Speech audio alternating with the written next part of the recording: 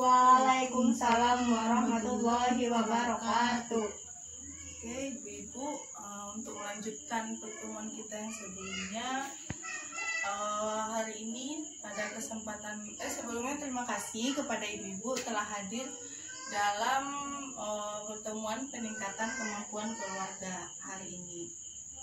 Jadi hari ini kita akan membahas materi tentang menyusun anggaran, yaitu sesi 1 pada modul 2 tentang pengelolaan keuangan dan perencanaan usaha.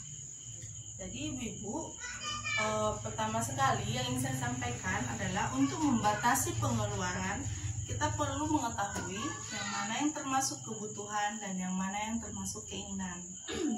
Jadi kebutuhan, Ibu-Ibu tahu nggak kebutuhan itu apa? Enggak, Bu.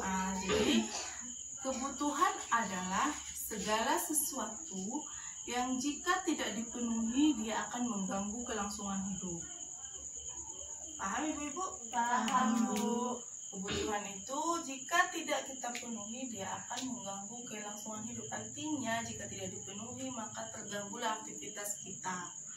Dan keinginan ialah segala sesuatu yang jika tidak dipenuhi pun dia tidak akan mengganggu keberlangsungan hidup kita.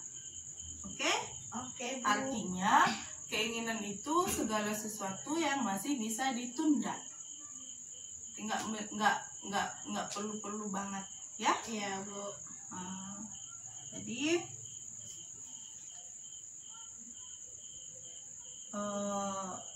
tadi kebutuhan apa, Bu? Segala sesuatu yang harus dipenuhi segera. Karena kalau tidak dipenuhi dia akan mengganggu kelangsungan hidup kita. Sedangkan keinginan, coba diikuti, keinginan ialah segala sesuatu walaupun tidak dipenuhi. Jadi keinginan segala sesuatu yang walaupun tidak dipenuhi tidak akan mengganggu kelangsungan hidup kita. Artinya segala sesuatu yang masih bisa ditunda. Oke? Misalnya nanti Ibu ini ya, Ibu jawab ya. Yang misalnya saya bilang, Ibu jawab itu kebutuhan apa keinginan. Misalnya bayar listrik, kebutuhan apa keinginan? Kebutuhan. Uang sekolah anak? Kebutuhan. Iya. Kalau beli baju baru? Keinginan. Beli tas baru?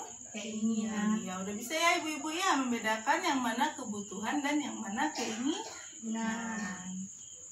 Oke, namun pada dasarnya kebutuhan dan keinginan ini juga harus kita lihat dari sudut pandang lain. Misalnya tergantung dengan situasi dan kondisi di keluarga tersebut. Misalnya sepeda motor. Sepeda motor menurut Ibu-Ibu kebutuhan apa keinginan? Coba siapa? Keinginan, Bu. Iya, ada juga jawaban yang berbeda ya. Menurut Ibu Nurma, keinginan. Kenapa keinginan? Karena tanpa sepeda pun masih bisa kita hidup gitu. Nggak perlu amat. Nggak bisa kita salahkan. Kata Ibu Nurma, sepeda motor itu keinginan karena tanpa sepeda motor pun kita masih bisa hidup. Jadi Ibu bilang kebutuhan. Kenapa kebutuhan? Bu,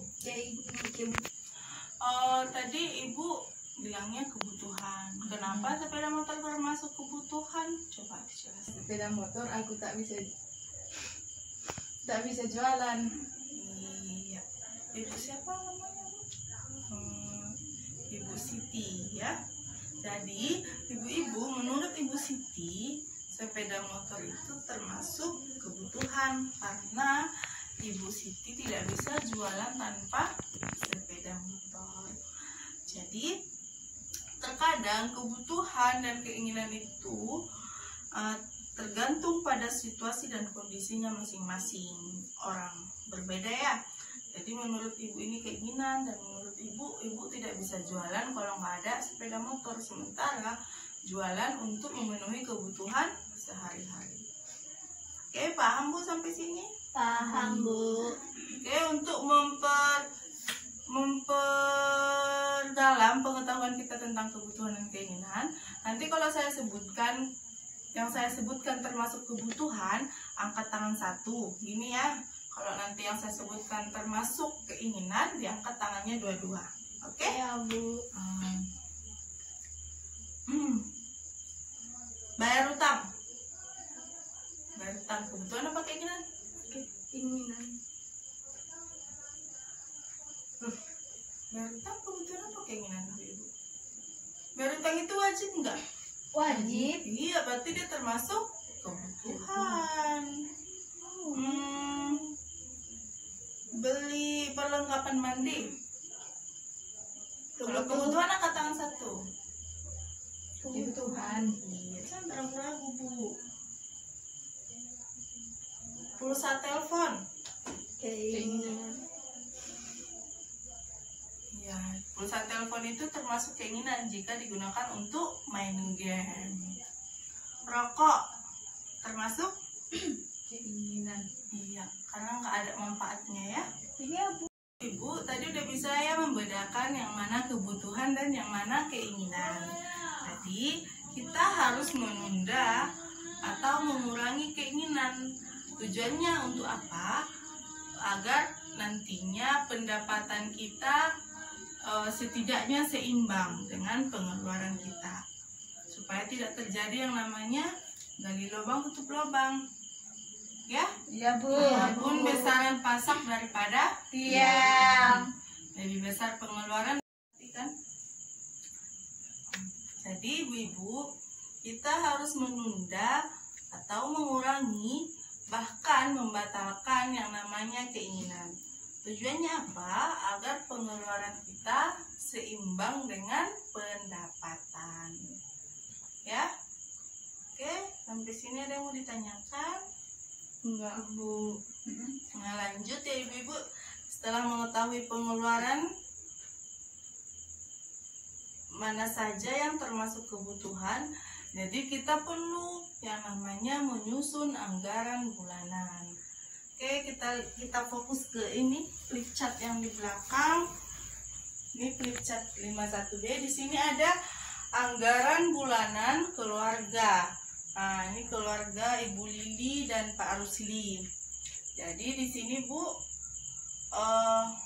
disebutkan upah Ibu Lili setiap bulannya 180.000. Kelihatan, Bu? Kelihatan, Bu. Iya. Upah Pak Rusli dia 480.000. Jadi di total upah keduanya 660.000. Jadi ini anggaran bulanan. Jadi anggaran bulanan ini bisa dipakai untuk orang tua yang pendapatannya tetap tiap bulan, ya. Nah, jadi kalau bagi yang pendapatannya harian bisa menggunakan yang namanya catatan kas harian. Itu nanti kita pelajari untuk nanti langkah berikutnya ya. Jadi Bu, di sini total pendapatan keluarga Ibu Lili 660.000. Nah, ini yang sudah diisi ini semuanya kebutuhan. Misalnya tabungan Dewi, kebutuhan. Susu Ita, kebutuhan 20.000. Untuk masak, kebutuhan. Untuk listrik, kebutuhan 20.000. Untuk perlengkapan mandi 25.000. Bayar hutang 40.000. Oh, ini ada hutangnya. Arisan kelompok tani 20.000. Arisan PKK 10.000. Jadi ini semua kebutuhan keluarga Ibu Lili. Jadi yang titik-titik ini masih keinginan. Coba kita isi ya ibu-ibu ya. Nah, ini misalnya uang jajan Dewi, uang jajan sehari berapa Bu kira-kira? 10.000, Bu. Kebanyakan. 5.000, Bu. Ya 5.000 udah cukup ya ibu ya. 5.000. Uang jajan Agus kita sepakat 5.000 juga ya. Jadi ini 120, 120. Tas baru Agus, keinginan. Gak usah kita isi ya Ibu ya. Itu kita buatlah dulu 20.000. Mana bisa Bu? 50.000. Oh, 50.000. Oke. Rokok nggak usah diisi. Gak usah merokok. Iya, nggak ada manfaatnya tadi kan. Jadi ibu-ibu di sini total pengeluaran keluarga Ibu Lili yang termasuk kebutuhan saja sudah mencapai 590.000 per bulannya. Belum kita masukkan keinginan. Ini saja udah 240.000. Berarti kalau pendapatan dan pengeluarannya sudah tidak seimbang, artinya tidak balance lagi ya, udah lebih besar pengeluaran dibandingkan pendapatan. Namun jika Ibu Lili hanya pengeluarannya untuk memenuhi kebutuhan saja, ini 590.000, ini 690.000, berarti masih ada sisa 70.000 lagi setiap bulannya. Oke, nanti ini ibu-ibu perlu diterapkan di rumah ya. Dibuat aja kayak di buku tulis pun bisa, istilahnya untuk coret-coret supaya tadi tujuannya setidaknya pendapatan itu seimbang dengan pengeluaran. Oke, ada yang mau ditanyakan Ibu? Oke, Ibu terkait dengan menyusun anggaran keluarga bulanan ada lagi yang mau ditanyakan? Enggak ada Bu. Oh, iya. Jadi perlu diingatkan bahwasannya menyusun anggaran dan menentukan prioritas kebutuhan itu perlu juga didiskusikan bersama suami. Pada punya suami di rumah kan? Punya Bu. Jadi didiskusikan yang mana yang lebih diutamakan bersama suami dan anggota keluarga lainnya, baik itu anak, mertua, dan sebagainya. Jadi ibu-ibu kadangkala kita perlu mengendalikan kebutuhan, mengendalikan pengeluaran untuk memenuhi kebutuhan mendesak. Misalnya kebutuhan mendesak itu seperti apa? Nah, misalnya ketika kita sakit, kan perlu ada pengeluaran mendesak ya. Nah, jadi makanya di sini kita belajar tentang menyusun anggaran agar nantinya setidaknya pengeluaran dan pendapatan kita seimbang. Nah, inilah tujuannya kita belajar saat ini, supaya tidak terjadi yang namanya besar pasak daripada tiang. Nanti berhutang. Oke Ibu. Oke Bu. Kalau nggak ada lagi yang mau ditanyakan atau ada yang mau kita diskusikan? Enggak ada lagi Bu. Jadi kita tutup pertemuan kita kali ini. Semoga nantinya dalam menyusun anggaran kita dapat menerapkannya di rumah dan memberitahukan ilmu yang kita dapat saat ini kepada suami dan keluarga lainnya. Jika ada salah-salah kata saya mohon maaf. Kita tutup dengan ucapan alhamdulillah. Assalamualaikum warahmatullahi wabarakatuh. Waalaikumsalam warahmatullahi wabarakatuh.